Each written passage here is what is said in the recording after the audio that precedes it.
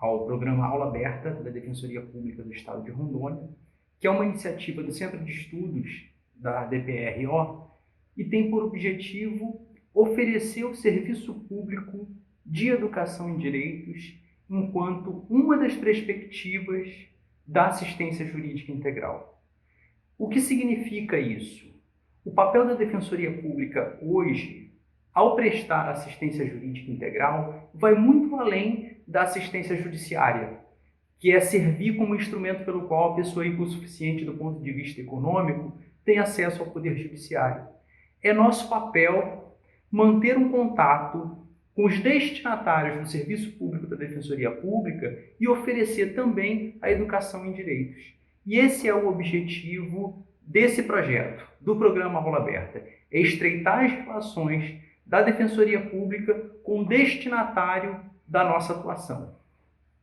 Então veja, a ideia desse curso não é ter como público-alvo operadores do direito, advogados, servidores do judiciário, servidores da Defensoria Pública, ou mesmo defensores públicos. A ideia aqui é que o público-alvo seja o assistido, lideranças comunitárias, membros de coletivos, a sociedade civil organizada, ou seja, é oferecer educação em direitos para os destinatários do Serviço de Assistência Jurídica Integral, que está abarcado, a assistência jurídica integral está abarcado também o Serviço Público de Educação em Direitos. Então, essa que é a nossa ideia com o programa Aula Aberta. A missão que eu recebi é de discutir, de uma maneira, nesse contexto, de uma maneira extremamente simples, o mais simples possível, um tema extremamente importante, que talvez seja a essência de toda a atuação da Defensoria Pública, que é o acesso à justiça. Ou melhor, as barreiras do acesso à justiça e relacionar essas barreiras com as missões, com a missão, com as funções da Defensoria Pública. Esse é o meu papel. Eu vou trabalhar com vocês, basicamente, as 3 grandes barreiras no acesso à justiça. E a partir de cada uma dessas barreiras, vou relacionar com a função da Defensoria Pública. Se eu perguntar para vocês qual é a função da Defensoria Pública, o que faz um defensor público, qual o nosso papel, quais são os objetivos da Defensoria Pública, eu creio que a grande maioria aqui tem essa noção. Vai me responder mais ou menos assim. O papel do defensor público é oferecer assistência judiciária, permitir que a pessoa pobre, que a pessoa que não tenha condições financeiras, tenha acesso ao poder judiciário. Essa visão é correta. Essa é a perspectiva tradicional do que é a Defensoria Pública. E o que faz, e qual que é o objetivo dessa perspectiva da Defensoria Pública? É ser um importante instrumento para superar a barreira econômica no acesso à justiça. Acessar a justiça, e aí quando eu falo justiça aqui nesse primeiro momento, é a justiça em sentido estrito, é o poder judiciário. O acesso ao poder judiciário é caro, exige o pagamento de custas processuais e exige que tenha também alguém com capacidade postulatória, tradicionalmente um advogado, que é a pessoa que vai instrumentalizar, que vai permitir, que vai oferecer assistência para que a pessoa, o jurisdicionado, tenha acesso à tutela jurisdicional do Estado. Acontece que, antes da Defensoria Pública, o acesso à atividade jurisdicional do Estado, em razão das custas processuais, em razão da inexistência de uma instituição que tem atribuição de oferecer assistência judiciária à pessoa pobre, acabava sendo uma atividade estatal seletiva para poucos, apenas para as pessoas que tinham condições financeiras de pagar um advogado e de pagar as custas processuais. A partir da Defensoria Pública, a partir do momento em que se tem uma instituição com a incumbência de oferecer assistência jurídica integral, inicialmente uma assistência meramente judiciária, a pessoa hipossuficiente do ponto de vista econômico. E a partir do momento que se cria uma política de Estado de isenção das custas processuais para as pessoas hipossuficientes do ponto de vista econômico, ou seja, a partir dessas duas políticas dessas duas opções estatais, a isenção de custas para as pessoas hipossuficientes do ponto de vista econômico e a oferta de um serviço público estatal que garante assistência jurídica integral, que garante assistência judiciária nesse primeiro momento, oferecendo assistência para as pessoas hipossuficientes do ponto de vista econômico, rompe-se, acaba ou reduz significativamente o primeiro grande obstáculo de acesso à justiça, que é o obstáculo econômico. No momento que há essa política estatal de isenção das custas e no momento que há uma instituição que oferece o serviço de assistência judiciária, a pessoa hipossuficiente do ponto de vista econômico também tem acesso à atividade jurisdicional do Estado. É a partir daí que a pessoa hipossuficiente do ponto de vista econômico tem acesso à atividade jurisdicional do Estado. Então percebam a importância da Defensoria Pública na superação do primeiro grande obstáculo do acesso à justiça, que é o obstáculo econômico. Como era antes de existir essa política de Estado, essa opção do Estado em oferecer um serviço de assistência judiciária inicialmente? Antes não havia o direito subjetivo das pessoas hipossuficientes a essa atividade jurisdicional. Quem tinha dinheiro contratava o escritório de advocacia e tinha acesso ao poder judiciário. Quem não tinha condições financeiras, enquanto direito, ela não acessava, ela não tinha direito a acessar ao poder judiciário, se não pagasse, se não tivesse dinheiro. Havia, na verdade, na prática, alguns advogados que se sensibilizavam com uma determinada causa e atuavam pro bono, como voluntário, no ato de caridade, e ofereciam os seus serviços de forma gratuita para determinadas pessoas. Mas percebam a diferença. Esse advogado que viabilizava que essa pessoa, permitia que essa pessoa acionasse o poder judiciário, ele estava ali fazendo caridade. E essa pessoa, ela não estava acionando o poder judiciário a partir de um direito, e sim de um benefício de uma obra de caridade de um advogado. Hoje, não. Hoje, um defensor público atua não por caridade, mas por obrigação legal e constitucional. E o assistido da Defensoria Pública, que tem acesso ao Poder Judiciário de forma gratuita, ele não é beneficiado de uma obra de caridade. Ele tem um direito subjetivo, pautado na Constituição, de ter assistência jurídica ofertada pela Defensoria Pública. Então, no atual ordenamento jurídico, há a política de isenção de custas, que é a assistência, que é a gratuidade de justiça, associada à assistência judiciária, que é atualmente ofertada pela Defensoria Pública. A partir desses dois pilares, nós superamos o primeiro grande obstáculo de acesso à justiça, que é o obstáculo econômico. Aí você me pergunta, Eduardo, esse é o único grande obstáculo de acesso à justiça? A única forma, basta nós superarmos o obstáculo econômico, que o acesso à justiça está assegurado a toda a população? Certamente que não. E é a partir de agora que nós vamos trabalhar as novas perspectivas da Defensoria Pública, que estão relacionadas às outras barreiras no acesso à justiça. Para trabalharmos a segunda grande barreira de acesso à justiça, eu pretendo dialogar com vocês a partir de um exemplo prático, de uma situação prática que envolve o Núcleo de Direitos Humanos e Tutela Coletiva. Quem é de Porto Velho sabe que está tendo uma mudança na oferta do serviço de transporte público, de transporte coletivo, serviço de ônibus na cidade. Havia uma concessionária que oferecia esse serviço ao longo de alguns anos.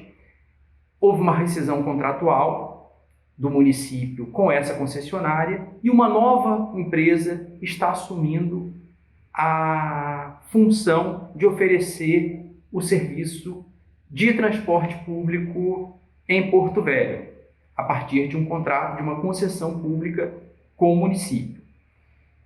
A concessionária antiga, ela comercializou durante um tempo, ela tinha uma política de venda antecipada das tarifas. Um cartão que o consumidor, o usuário, ele adquiria esse cartão e ele ia carregando, pagando antecipadamente pela tarifa. Ele pagava uma determinada quantia, comprava várias passagens antecipadamente, carregava aquele cartão e ia utilizando ao longo do mês.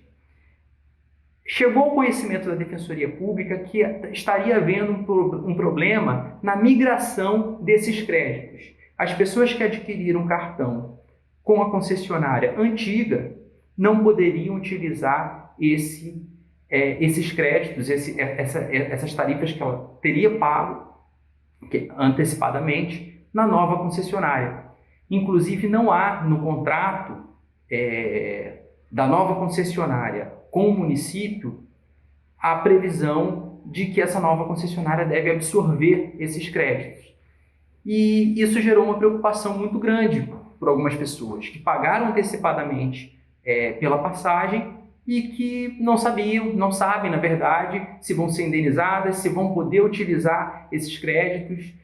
E aí eu pergunto, suponhamos que você estivesse nessa situação, com R$30 ou R$40 de crédito de passagens para ser utilizado no transporte coletivo. É justo que você perca esse dinheiro? É justo que você tenha pago esse valor antecipadamente, a partir de uma legítima expectativa de que poderia utilizar para se locomover na cidade, e a partir de uma mudança, surpreendido com uma mudança de empresa que oferece o serviço de transporte público urbano e, a partir daí, não pode utilizar esses novos créditos. Certamente que não é justo. Agora, mesmo sabendo que há uma política de Estado que te isenta de custas processuais, mesmo sabendo que há uma instituição que pode te oferecer um serviço de assistência judiciária de forma gratuita, você iria até o Poder Judiciário para brigar por 30, 40 ou 50 reais de crédito que tem no teu cartão, que te permitiria se locomover pela cidade? Certamente que a grande maioria não. E não vai por dois motivos. Primeiro, que o judiciário não tá preparado para receber toda essa demanda. São milhares de pessoas nessa situação. Isso iria colapsar o sistema, o Poder Judiciário. E, além disso, as pessoas elas não vão entrar numa briga judicial, não vão perder uma tarde, uma manhã para ir na Defensoria Pública, depois ir em uma audiência, para brigar por 30 ou 40 reais. Por quê? Do ponto de vista individual, são micro-lesões causadas no consumidor, ou que podem vir a ser causadas no consumidor. Ninguém tem uma quantidade muito grande, geralmente não tem uma quantidade muito grande de créditos. É 30, 40, 50 ou 100 reais. E por esse valor, não compensa perder uma tarde, uma manhã no Poder Judiciário para brigar por esse valor na Justiça. Agora, embora do ponto de vista individual seja microlesões, o João, o Pedro, o Manuel, a Maria tenham sofrido pequenas lesões que não justifica, não seria adequado, razoável irem até o Poder Judiciário, se somar dentro de uma perspectiva coletiva todas essas lesões, é uma lesão significante. E o lucro em potencial que aquela empresa que comercializou esses créditos e não ofereceu o serviço está obtendo de forma ilícita, de forma de um enriquecimento sem causa, também é significante. O que eu quero a partir desse exemplo? É discutir a insuficiência do processo individual. O processo individual viabilizar que a pessoa hipossuficiente do ponto de vista econômico, tem acesso ao poder judiciário, não é o suficiente para garantir o acesso à justiça, uma vez que o processo individual ele é insuficiente. E quando ele é insuficiente? Nessas situações das microlesões. Hoje, existe o que se chama a tutela coletiva, um processo coletivo.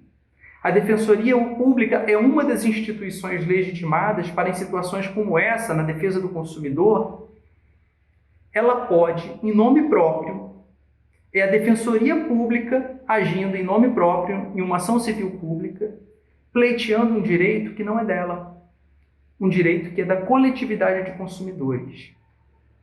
É possível, nesse caso, é claro que antes a gente ainda está na fase de tratativas, de tentar compor extrajudicialmente, e estamos avançando nessa perspectiva de compor extrajudicialmente com o município que está cooperando nessa perspectiva. Eu acredito que a gente tenha êxito, mas suponhamos hipoteticamente que o município não queira compor, que a nova concessionária não queira compor, que a antiga concessionária não queira compor e que haja necessidade de judicializar. A Defensoria pode entrar com uma ação civil pública em nome próprio, sem ser provocada por qualquer usuário lesado, e pleitear um direito que não é dela, um direito que é da coletividade de consumidores. É um defensor público que vai na audiência, é um defensor público que vai propor a ação, é um defensor público que vai em busca de provas, em busca dos documentos para instruir essa ação. Os consumidores que estão sofrendo a lesão não precisam nem sair de casa. Muitos não estão nem sabendo que a Defensoria Pública está agindo nessa agenda. Mas, caso não haja uma composição com o município, vão ser beneficiados pela ação que deve ser proposta e que tem por objetivo obrigar que haja, que sejam aceitos esses créditos, ou então que esses consumidores que pagaram antecipadamente sejam indenizados, tenham os valores que eles pagaram restituídos. Então percebam a segunda grande barreira, que é a insuficiência do processo individual. Nem sempre o processo individual ele é suficiente para fazer justiça. Muitas vezes há necessidade do processo coletivo, e a Defensoria Pública é também uma das legitimadas para atuar no processo coletivo, onde, em nome próprio, ela pleiteia um direito que é da coletividade de pessoas em situação de vulnerabilidade, de pessoas hipossuficientes, e com isso elas são beneficiadas sem ter que acionar o Poder Judiciário, sem ter que procurar individualmente, até porque o processo individual iria levar em colapso o sistema judiciário e, por serem microlesões do ponto de vista individual, as pessoas não se sentiriam estimuladas a procurarem o Poder Judiciário. Então, a insuficiência do processo individual faz nascer o processo coletivo como um instrumento de superação dessa segunda grande barreira, e esse é o papel da Defensoria Pública na superação dessa segunda barreira. É o papel da Defensoria Pública na tutela coletiva. Nesse caso específico, eu acredito que não seja necessária a propositura de uma ação civil pública. Isso seria uma situação extrema.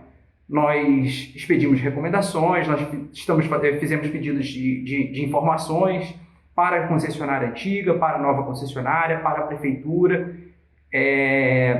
Estamos reunindo com todos esses atores envolvidos e eu acredito que haja uma composição. O Ministério Público também está participando desse debate, mas eu apenas trouxe esse exemplo para mostrar para vocês que em uma situação extrema em que não seja possível essa composição,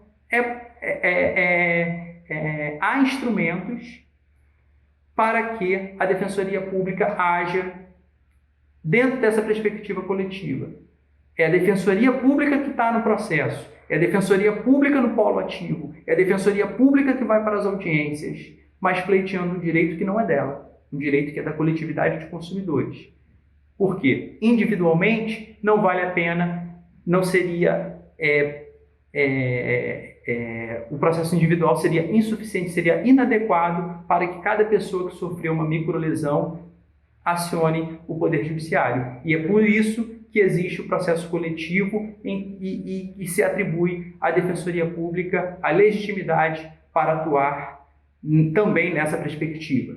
Então, vejam, a Defensoria Pública participa da superação da primeira grande barreira do acesso à justiça, que é a barreira econômica, e também participa da superação da segunda grande barreira, que é a insuficiência do processo individual. A partir de agora, eu quero conversar com vocês sobre a terceira grande barreira no acesso à justiça e o papel da Defensoria Pública na superação desse obstáculo.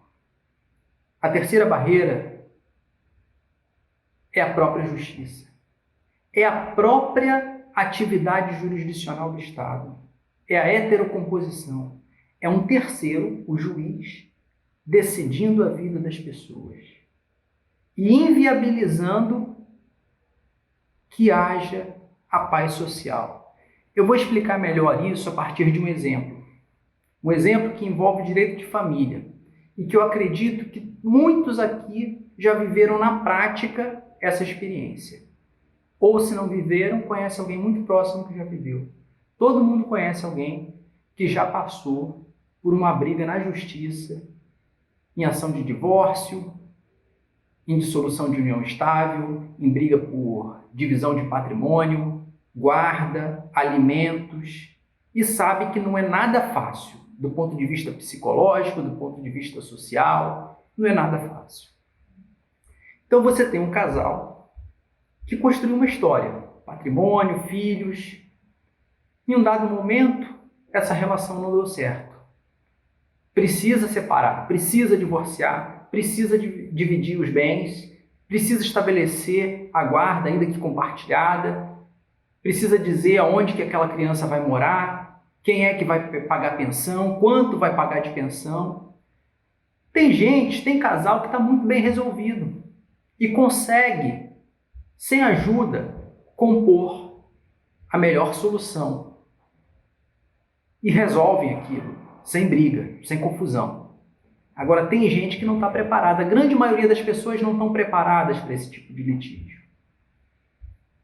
E precisam da ajuda de alguém para compor.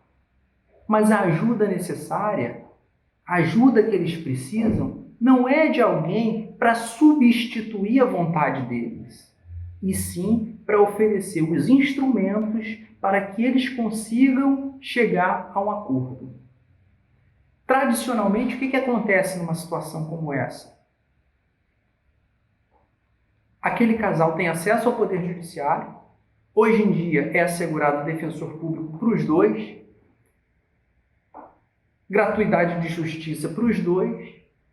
Agora, a atividade jurisdicional, às vezes, ela é insuficiente para resolver a paz e levar a paz para aquela família. Não adianta nada levar essa briga para dentro da justiça e um terceiro, estranho, que não conhece a história daquela família e não tem condições de conhecer a história daquela família e dar a melhor solução dentro de um processo. Muitas vezes, a sentença de um juiz, em casos como esse, ao invés de levar a paz, vai densificar o litígio. Vai densificar, vai tornar aquele litígio ainda mais denso. E é aí que nasce a necessidade da solução extrajudicial, do estímulo à composição. E é que nasce também o papel da Defensoria Pública, dando primazia à solução extrajudicial dos conflitos, dos litígios.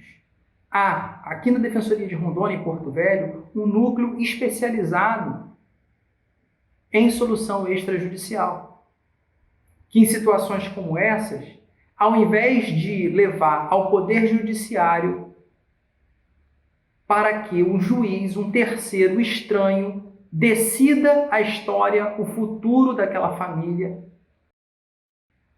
a Defensoria Pública oferece os instrumentos para que aquele casal chegue a um acordo. E eles, a partir do bom senso, construam o seu futuro. E aí sim, como é uma decisão construída por eles, estimulada, tendo a composição sendo estimulada, aí sim a paz vai reinar naquela família. E não uma decisão proferida por um terceiro estranho, que eles não conhecem e que não conhece a história deles. E é por isso que a primazia da solução extrajudicial, a primazia da autocomposição é talvez a mais importante das novas missões, das novas funções da Defensoria Pública. Então, senhores, vejam que a Defensoria Pública está presente na superação das 3 grandes barreiras do acesso à justiça. Eu diria que a Defensoria Pública é a instituição que tem como principal tarefa a superação de barreiras no acesso à justiça. Ela é o instrumento pelo qual a pessoa hipossuficiente do ponto de vista econômico, a pessoa pobre, tem acesso ao poder judiciário, superando assim a primeira grande barreira no acesso à justiça. É a instituição legitimada para defender a coletividade de pessoas em situação de vulnerabilidade quando o processo individual é insuficiente, superando a segunda grande barreira, que é a insuficiência do processo individual.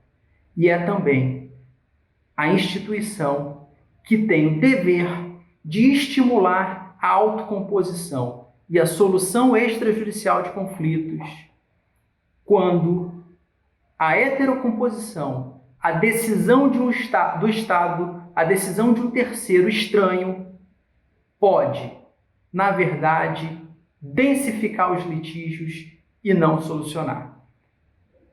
Essas são as funções, em síntese, da Defensoria Pública dentro dessa perspectiva contemporânea, que vai muito além de ser uma instituição que presta uma mera assistência judiciária. A Defensoria Pública hoje exerce um importante papel de oferecer assistência jurídica integral que vai muito além da assistência judiciária. Obrigado.